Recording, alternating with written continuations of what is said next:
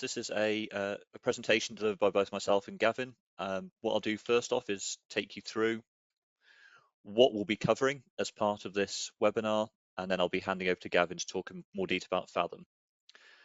So in this webinar, we'll cover who Fathom are, what the data they provide is, and what the benefits of that data are to users across the globe. I'll then talk about how Flood Modeler already integrates with many other third-party and data providers, and particularly how Fathom data has been integrated into Flood Modeler. And I'll do that as a live demonstration. I'll show you how that software works, how that integration works, and what the benefits are. And at the end, we'll have some time for questions and answers. So Gavin, I'm going to hand over to you and your first slide.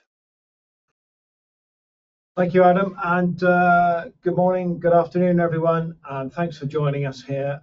As Alistair said, my name is Gavin Lewis. I'm the Head of Engineering at Fathom, and I've been with the organisation for 5 years now. I'm a civil engineer by background. I'm not a flood modeller, but I understand, obviously, the main principles that we use. So, what does Fathom actually do? Well, we build computational flood models. We build them from open source data. And we pull those models together for understanding flood risk at a global scale, but also at a country and a regional and a local scale. And everything we do is underpinned by world-leading robust science. It's not only looking at flood risk today, but it's also looking at flood risk in the future under climate scenarios. And we'll talk a little bit about that in a minute. So, just why do I mean flood research and scientific endeavour and the data that we use? So everything we do at Fathom is underpinned by robust science. We came out of the University of Bristol and Flood Research Group, and as such, everything that we do is validated. All our methodologies and our validation of our data we publish in the leading technical journals, and we make those papers available on our website. And if we can advance the slide, what we have is effectively an example here of a number of the papers that we make available. So we're very transparent about our methodology. It's very important for us that our end users understand how we've built the models, and they have confidence in the science that we are using to provide the outputs that essentially you're making decisions on, and you're helping your clients make important decisions around investment, site selection, and flood risk. And you need to be confident that the data you're using really is robust and underpinned by sound methodology. So, as I said, we make all these papers available on our website, and I would really encourage you to go to the website and look at these papers and review them. And we have a number of technical forums where we provide much more detailed information on our flood modelling methodology. But it's really important that we share that and are transparent about our methodology going forward. And it's not just understanding of flood risk, but it's also flood risk in relation to climate, as I mentioned earlier. So what are our data sets? Well, essentially we develop a number of different data sets, starting off with a global terrain data set. Obviously water runs downhill. We need to know where downhill is. And up until recently, it's been very difficult to have a global scale terrain data set. So we've developed our own, and essentially we use that to underpin our global flood model. And that data set is available as a separate data set, and we've developed that at 30-meter resolution globally. And we've also pulled in all open source LiDAR data globally, so particularly in places obviously like the UK, where there's lots of great open source LiDAR, and in the US, we've pulled all that in, we've cleaned it up, we've matched it, and we have that as a seamless layer in our terrain data. So that's as a separate data set, and that will be coming available in the next release of Flood Modeler. So we take those the terrain data set, and we develop, that's one of the key elements, we develop our flood hazard maps. We have flood hazard maps at a global scale, 30-meter resolution. We also have them at higher resolution data sets for the US, the UK, and Japan. We model the 3 sub-perils of pluvial, fluvial, coastal flooding separately, so you can have individual views of each of the sub-perils.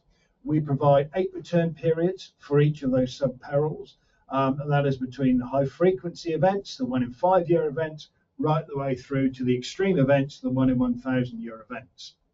And we provide those so you get the depths and extents for each return period. As I said, either at a 30-meter resolution grid for global data or 10-meter resolution for UK, US, and Japan. So having created those flood hazard maps, and that's what Adam's going to be talking about and showing you what the data looks like within the API a little later. We've taken those data sets, we've collapsed them, we create a series of risk scores, and that's really useful when you're profiling portfolios, and that's used a lot for insurers. One of our other key markets that use those risk scores for pricing and underwriting. We've taken that data and developed a series of catastrophe models or loss models, again for the insurance industry, for the UK, the US, and those models are really developing very well. So in addition to the core data sets we've got here, we've got the, as I said, the global, UK, US, and Japan data sets. We have also developed a water surface elevation, so a base DEM that you can have, that you would use, and then you'd overlay the depth of inundation for a particular return period or current or future climate scenario, and that will give you your water surface elevation. So this is a new data set we've just created for UK, US, and globally. So it actually adds additional value to the flood depths. Rather than giving you a depth of inundation, what this now gives you is a datum for you then to determine the water surface elevation for the assets and the infrastructure that you're working with to get an understanding for current and future climate scenarios. So again, that data set will be available through the Flood Modeler platform in the next edition. So I've talked a little bit about the current view. Well, what about climate change? You know, we have already seen a lot of the signs of the impact of climate change. So how do we model flood risk in relation to climate change under a whole range of different climate scenarios, which is what we've done and developed what we call our climate dynamics. So through the API and the Flood Modeler platform, you can now determine the flood risk for any time horizon between now and 2100 for pluvial, fluvial, coastal flooding under any standard emission scenario, so any standard SSP or RCP or delta T, temperature change, for anywhere in the world. So this is really a unique development, and it gives so much more flexibility for our end users to really understand the impact of climate change and flooding under a number of different time horizons and emission scenarios. So that combination can provide an infinite number of outputs. So that will hopefully give you a flavor of our data. So where actually is our data of value? Our data is broad scale. It gives a really good overview of flooding. We're not looking to replace or the detailed flood modeling that you would use Flood Modeler in. So our data is really very much used in those early stages, that project initiation, where you need to say, okay, what's the scope of the project? What are the screening the opportunities or looking at the options that are open to you for. It could be scheme design, it could be site selection for different sites for renewable energy, solar farms or wind farms. It could be looking at different options, either costing options or routing options for a new infrastructure, whether that's road or rail, or looking at flood mitigation or relief schemes for a particular area.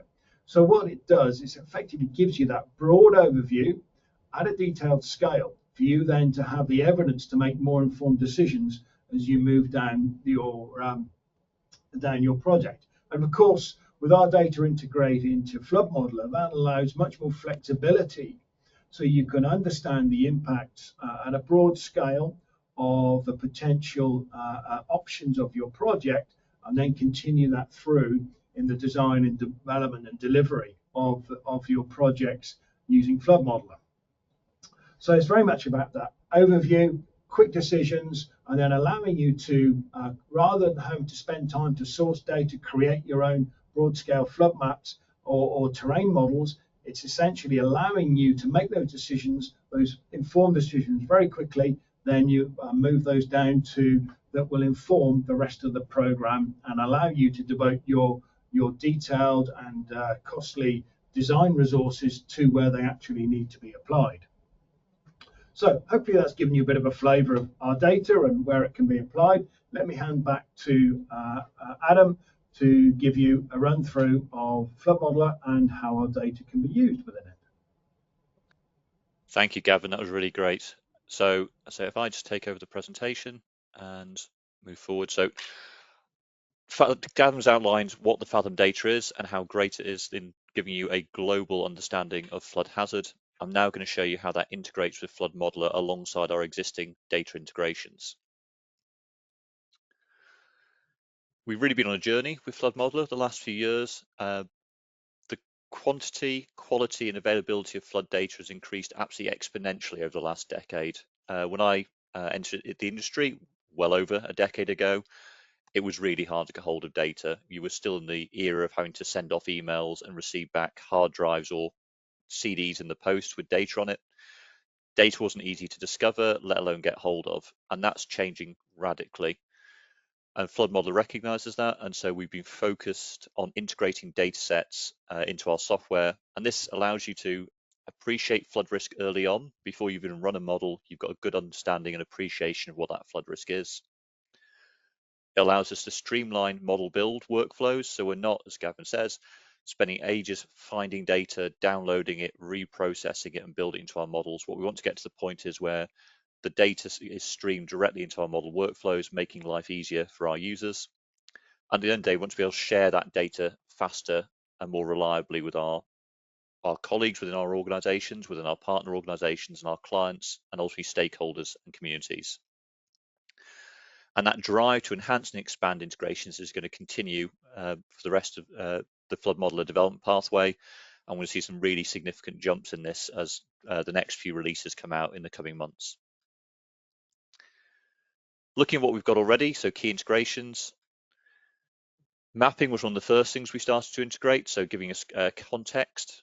So we've had OpenStreetMap for global mapping, we've had Ordnance Survey Data Hub for UK-centric mapping, and Bing Maps for global mapping at different types have been integrated in Flood Modeler for several years, and we'll continue to expand the range of mapping options available. We recently released Hydrology Plus, and the big update to that in 7.1, which went live today, allows direct access to hydrological data.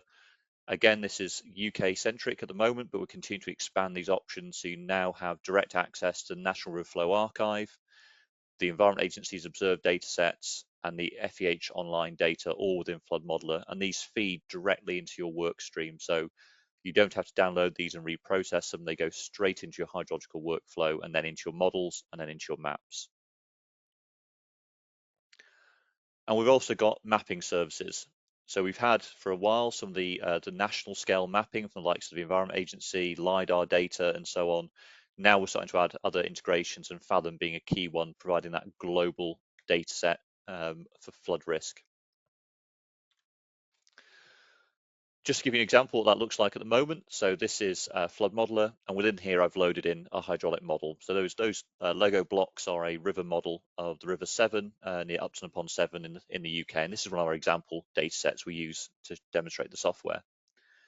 And it's not very useful just looking like that. So the first thing I want to do is add some mapping data in. And so you've got a range of mapping data available, and I'm just going to drop the OpenStreetMap data in so I can see where I am in the world. And yes, I'm on the River Severn next to Upton upon Severn. If I want to go a bit further than this, I want to see what the flood risk is in this area before I start modelling it. So I'm doing that initial screening. For several years, we've had access to some of the national data sets. So for instance, this is a UK site, so I'm using environment agency data.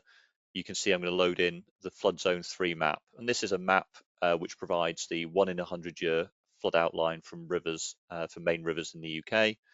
And I can drop that in as a layer within Flood Modeler and instantly understand what the risk is in that area. And that's a really great starting point. I can start to understand that risk before I start building my model or enhancing my model. Those map products used by national bodies are really good. They're generally freely accessible and give an excellent overview of risk, but they do have their limitations.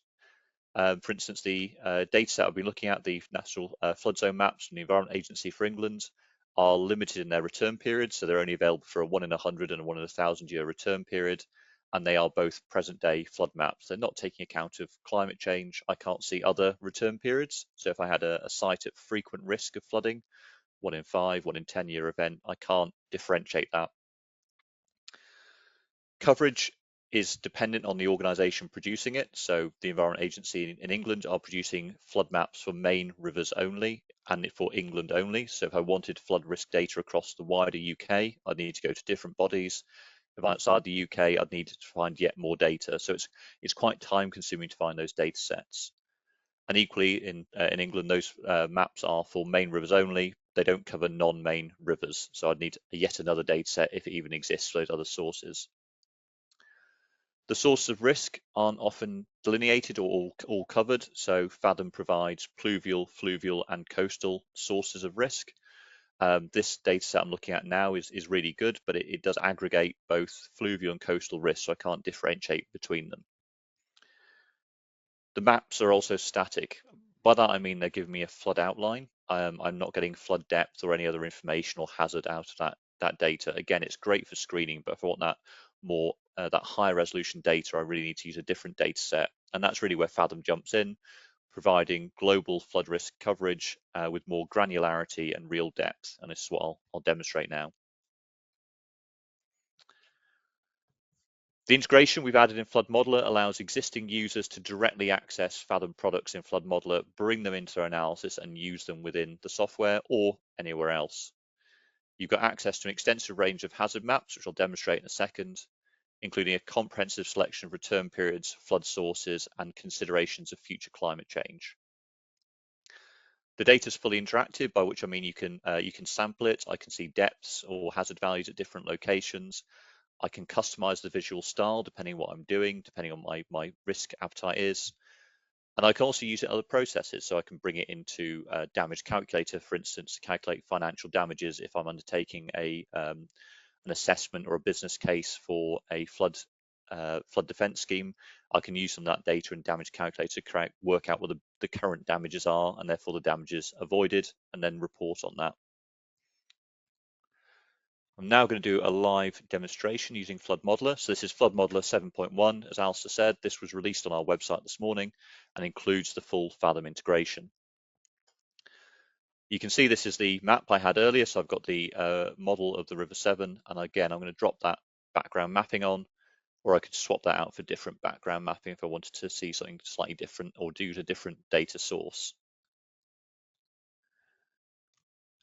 I'm also wanting to look at the existing risk. So if I click on the online services, as I was showing you earlier, this is the UK, so I can find those flood zone maps and I can add those in, so I can look at what the existing flood risk is, as well as historic flood risk and other data sets we've incorporated within Flood Modeler. I loaded that data set in earlier, so I'm going to switch it on, and I can see what the 100-year flood risk is around Upton upon Severn, and that's a really good starting point for understanding the risk.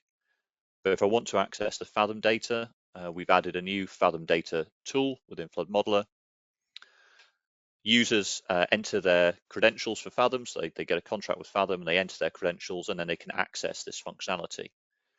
And we've given access to a wide range of Fathom data, which you can download in bulk. So you choose your flood map product. So Gavin outlined the global, UK, US, etc. mapping. I'm going to go for the UK data. I can choose a range of return periods to look at. So I'm not just limited to one or two. I've got a good range of return periods. I can choose to download one or two of these, or I can download them all. I can choose the type of data I'm interested in. So the source, so that could be pluvial, fluvial, or coastal. For instance, I know at this location there is no coastal risk, so I wouldn't want to download a coastal data set. And really importantly, I can look at the climate scenarios.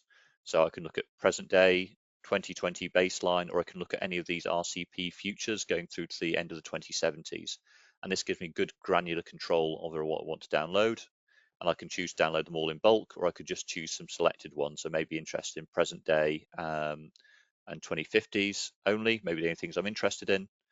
And when I'm ready to download, I can provide a project ID for billing purposes, select the folder I wish to download the data to. So that data comes down locally, so you can use it in Flood Modeler or other sources. And then I click Retrieve Datasets. Depending how many you've chosen, that can take a few minutes. So I'm just going to close that and go to some I downloaded earlier. So you can see I've downloaded all these datasets already. And the first thing I'm going to do is compare the current published flood zone map to the Fathom one, just to show you how they compare.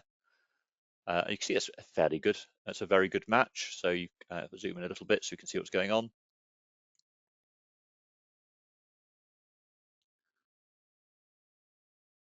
I think that's just frozen. Sorry, there we go. It worked out. Sorry, I was trying to zoom in, not zoom out. I pressed the wrong button.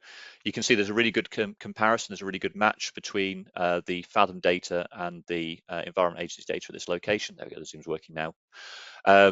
Where the flood outlines match very well. But what I was interested in is other return periods. So if I switch off the agency mapping, I can see what those other return periods look like. So I can see the 1 in 5, the 1 in 50, the 1 in 100, and the 1 in 1,000 year flood extents. I can see how they affect different areas to different extents and depths.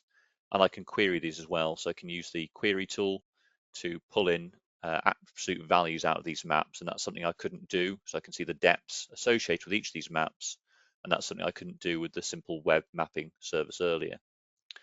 Another nice thing I can do is look at climate change. So if I look again at the 1 in 100 year outline, I can look at, say, a future climate change events. This is the 2070s. And there is a difference. It's not in this area, it's not dramatic, actually. The flood outline, floodplain is quite steep, so you're not seeing a significant increase in risk. But that will be different depending on the return period you're looking at and the climate change future you're looking at. The other thing I can do is look at different sources of risk. So I've also downloaded the pluvial mapping for this area. So I can see what the risk of extreme rainfall is in this area. And quite interesting, actually, for the 1 in 5 and the 1 in 20 year event, there's not a lot of flood risk in there. There's very little. But when I jump to the 1 in 100 year and then the 1 in 1,000 year, that risk really does start to ramp up. And I can see areas which are at risk of extreme rainfall and what the depths of those risks are. And I can recolor these outlines as well to give me more context and more information. So if I was interested in a certain depth of flooding, I can simply tweak the color ramp to provide me some more information on that. So if I've got,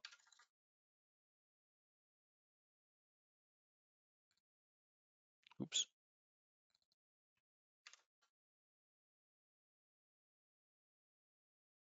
I can start to apply different color ramps so I can see areas of highest risk or above a certain hazard category and understand what that means for my development. And this is all before I start doing my modeling. Just jumping back to the presentation, I hope that's giving you an understanding of how that interaction works within Flood Modeler. And I hope you've enjoyed the presentation from myself and Gavin.